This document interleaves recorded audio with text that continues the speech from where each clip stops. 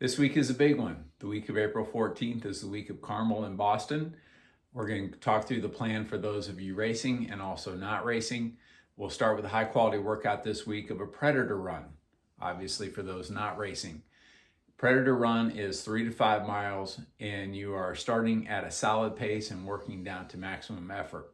It's not quite a time trial, but it will feel like that in the last mile. A key to this workout is keeping it tight. If you think you can close your last mile, let's say at 6 minutes, your first mile should be 6:40, 6:45, no slower than 6:50 if you're going 4 or 5 miles. We don't want big jumps. If you're jumping 30 seconds per mile, you started too slow, you're giving away training effect. So this should be pretty tight. Let's say that you have a 4-mile version of this and you start and you're trying to keep it tight and you get to mile 3 and you think, that's all I got. I do not have another gear. I cannot go any faster. My heart rate is at 100% or as close to it as it's going to get today. I'm going to have to shut this down at 3. I would prefer that you get a really good 3 rather than dragging it out to 4 and maybe that first mile was too slow. However, the ideal way to do that, if you get to 3 and you're planning on 4 and you do not have another gear, you are top gear, you are in race mode, try to hang on for another mile. And thinking of Buzz Lightyear here, fall with style. That means that 4th mile in this case may not be as fast as mile 3. It might be slower. It might be 15 seconds slower. But because you fought through that, even though you're slowing down, you're getting an incredible training effect. So that's the ideal way to do it. But keep it tight and start honest and end as hard as you can go. For those of you racing, race week progression run. So 3 to 4 miles, starting at, okay, this is really running. This isn't a warm-up pace. This is, okay, we're kind of getting into it. Take 3 or 4 miles to work down to where you're feeling a little bit of stress with your legs and your lungs. Wrap it up. This should not be anything that leaves a mark, anything that requires recovery, maybe 24 hours of recovery, but you should be able to run hard the next day if we wanted to. Obviously, we don't want to in race week, but don't go out there and work too hard. Now, we use race week progression frequently. I do have a different workout for those of you coming back and running the mini or those of you just running the mini. But if you want a different workout, I have a number of them. I use this one because there's a level of comfort with it. If you've been in PBT for a while, you've done this one, you know this is what to expect in race week, and that offers some comfort going into your race. And we know it's very predictable. We know what to expect. Moderate quality workout, for those of you not racing, is an easy to moderate run with some striders. Check Training Peaks for the number of striders. That depends a little bit on your total mileage for the day. If you are racing, an easy run with striders, especially for 5K, 10K.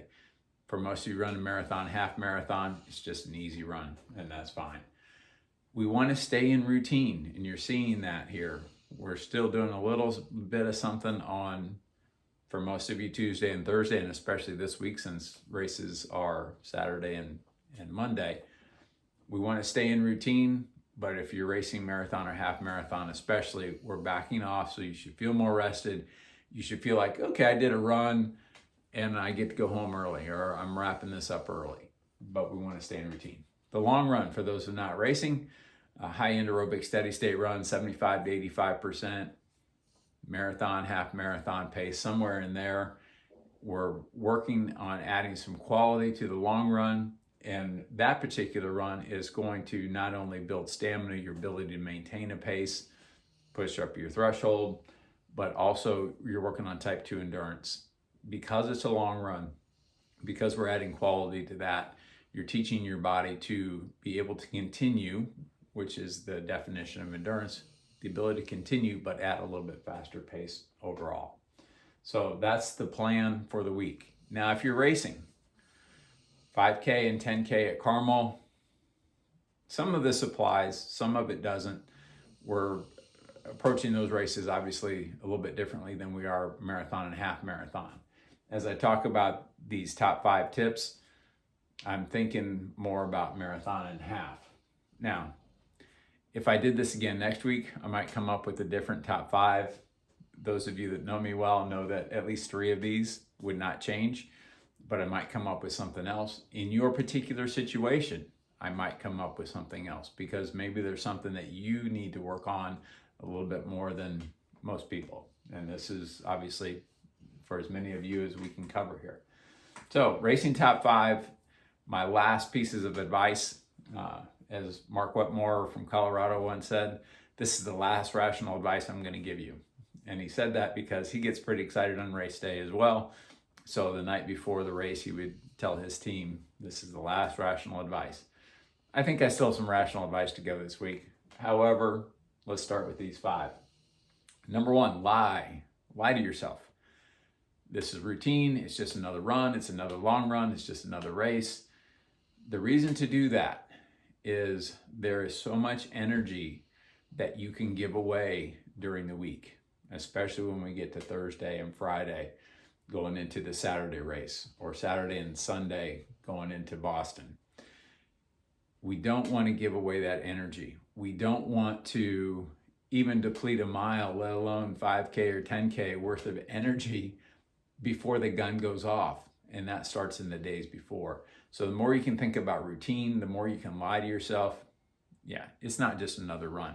But if you can stay in routine, calm yourself down, we're going to save that adrenaline the best we can to when you really need it. And that's later in the race. So lie to yourself, stay in routine.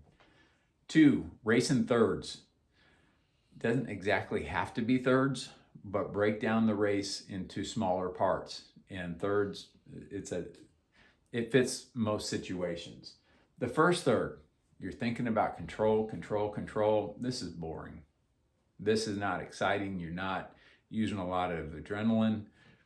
In fact, I want you to use as much energy from the rest of the racers, the rest of the event as possible. Save your energy. If you're standing at the start line of a big race, one that's important to you, big or not, if it's important to you and you're standing at the start line of this race, it's pretty easy for that adrenaline to really be going. So the more that you can calm that down and not use your own energy, just, I'm at this event, you're psyched already, you can tell, you're standing there, you're looking at your heart rate, you're already at 70%, and the gun hasn't gone off yet. You don't need to burn your own energy. You don't need to get terribly excited. Save it. Enjoy everything going on around you, but save it. Get that through that first third, very calculating, very controlled. We don't want to give anything away. Slow is not the goal, but stay under control and save as much energy as possible. Second third, adjust for the internal and external conditions. So Boston, do you have a headwind the whole way? Do you have a tailwind the whole way? Is that sun coming out? Is it a little bit warmer than you expected? Is it cooler than you expected? Do you have a tailwind as you're heading north in Carmel in the second loop? All of those different things, consider those. But also consider the internal conditions. How am I feeling? I'm feeling that calf a little bit. Okay, I want to see if a couple more miles, maybe that's not a factor. The beautiful thing about long races is things can come and go. Even the bad things. I feel a little bit tight here, and then a couple miles later, it's not an issue the rest of the day. No common sense in that, but that's the way that it works. You can feel like you're low on energy, and a couple miles later, you feel better. So manage those conditions, internal and external. See what the day has to offer. If it's your day, take advantage of it. If maybe it's not your day, manage it. If you're going to be a little bit slower than you'd hoped, that's fine. That happens. That's why we run the races. But we don't need to make it a crash and burn a whole lot slower than what you'd hope for. The last third, run with your heart. This is where all that adrenaline matters. This is where all the excitement of the race really needs to pay off. And this is, save it for now. A lot of people are going to talk all week long. They're going to post stuff all week long about they're going to do this or shooting for this, whatever. None of that matters until it is time to race. And we're talking about the last third, but you may know. wherever that happens in your race, I always knew, here's my race. I either go with this group or I settle. This is what I have. I can't go with them, or I'm going to start pushing now. I'm going to push to the finish line. You know when that race starts. That's when it matters. The rest of it is all noise. So be ready for that. Be able to identify it, be able to plan for it, and run with your heart that last third. Number 3, break it down.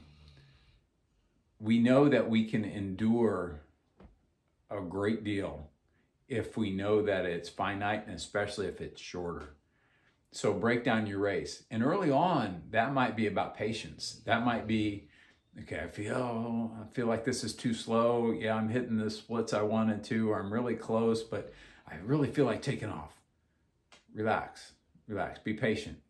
Say, just one more mile. I'm gonna stay in this pack one more mile. If I still feel that good, maybe I'll start easing away from this group and speed up. But patience. If you need to break it down into smaller parts, I just need to be patient for this much longer, and then I can go. In the marathon, if you're gonna run 3 hours and maybe you're a little too patient that first 45 minutes to an hour, you just have 2 hours to make that up. So as long as you're not making a big mistake and giving away too much, you have plenty of time. So be patient early, break it down smaller if you need to. And then there's a point where it's still about patience, and it's managing discomfort. For me, the hardest miles in the marathon were always about 8 to 16, somewhere in there, because, okay, this really felt like running. I'm using some energy for sure, but I'm so far away from the finish line. I just got to check off these miles. Move me ahead to mile 16. I'll take all the pain that comes with it. I'll take everything that comes with it. Just get me through these mental miles, which for me were 8 to 16. Just, okay, let's go. Let's get down to racing. So if it's patience, if it's discomfort, because let's face it, at mile 14, unless you're having a really bad day, mile 14 is fine. There's no problem with it. You can go faster than that. But the weight of what is to come is on your mind, and that's what makes mile 14 a little bit more difficult. So if you can focus and break it down to, okay, I just need to get through this next half hour or this next mile or whatever. And then when the race is on, whether it's at 15K or 10 miles in the half marathon, or you can pick your spot in the 5K or 10K as well, or 20, 22, wherever it starts to get tough in the marathon, when you get there, break it down to small parts. And that might be next mile. That might be the next block. That might be, I need to catch that person, or let me get to that next turn. Whatever that is, if you can break it down and focus on that, it's very doable. If you're at 22 and it's getting rough, 4 miles can sound like a lot longer than it does to you right now. But that next turn is not that bad. I can get to the next turn. And then can I get to the next turn? Can I catch the next? Whatever that is, however you break that down, that's fine. But break it down into smaller, manageable parts. So there's number 3. Number 4, I'm not going to talk as much about this as you might expect me to, but follow your nutrition plan. And that means the day before, that means the morning of, that means during the race. And yes, it means when you're feeling good. If you're feeling good, you want to stay feeling good, right? You want to maintain that feeling as long as you can, as deep as you can into the race. So if you're avoiding, okay, I don't want to slow down and get that water right now. I think I feel fine. I'm not going to take that gel right now. Bad idea. That's like waiting until you're 65 or 70 to start saving for retirement. It's too late. You're not going to make it up. You need to manage those levels of sugar, salt, and water. IV drip. If that was coming in at the same rate it's going out, marathoning would be a whole lot easier. You're not going to be able to take it in at the same rate that it's going out. But if you can manage it to where it never gets so low that there's a crash, or it gets a lot harder than it needs to be, a lot harder than you're prepared for it to be. So stick with that plan, stay on it. Yes, that plan should be flexible. If your stomach's not feeling that great, okay, maybe you take a mile to get that gel in. Maybe you take half the gel. You don't have to get the gel down in 10 seconds or 20 seconds. Take your time getting it down. Make sure that you're drinking. Almost always when your stomach goes, it's because you're getting dehydrated.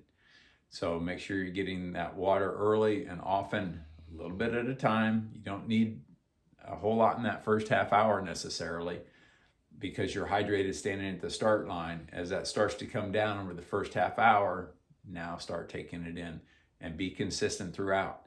If you do it really well, when you get down to the last, let's say 5K in the half marathon, 4 miles in the marathon, you won't need to take much in because you have what you need. You can get to the finish. Now you can focus on racing. You can focus on getting the most out of yourself.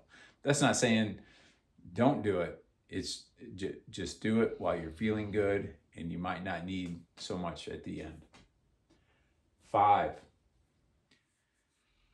This is where run hard, run smart comes into play. Run up to your fitness level. Some of you, for whatever reason, life or injury or whatever, you're not in the shape that you hoped you would be in when you signed up for these races. Let's make the most of it. One of the most valuable skills that you can have as a runner is running up to your fitness. Whether it's great fitness or not so great fitness, if you can go out on race day and execute and run up to your fitness. I'm in 310 shape. If you can run 310 off of that, great. Maybe you'd hope to be in 250 shape. That's okay. You're not there. Run 310. Whatever it is you're ready for. Now, I know some of you are fit as can be, and I cannot wait to see you cash this in. But run up to your fitness level. Don't let all the hype leading up to the race drain you of it. Don't let being overly ambitious early or too pessimistic too late into the race hold you back. Run up to your fitness. Remind yourself, this is what I trained for. And thinking of those thirds, when you get to that last third and it's time to go, somebody's going to feel this. Kid Rock, that's one of the things that would pop into my head with some frequency is, okay, I did the work. I'm willing to go through what I need to go through to cash this in. Somebody's going to feel this. And yeah, maybe nobody else besides me and you and your support team care about how you do, but you do. And you've cared enough to put in the time and energy and take it away from other things where it could have gone to do this. Don't give in at the end and run up to your fitness. Everything that you've done, make sure that you get paid off for it. So there's training week, there's racing week. I can't wait to see you in Carmel. I'll be there with the tent. Join the team, use that as your home base. And we're going to have a great time. We're going to have a lot of great races, I'm sure. Boston, I'll be following you on the internet, looking for you on TV. So it's going to be a great week and one to remember for a very long time.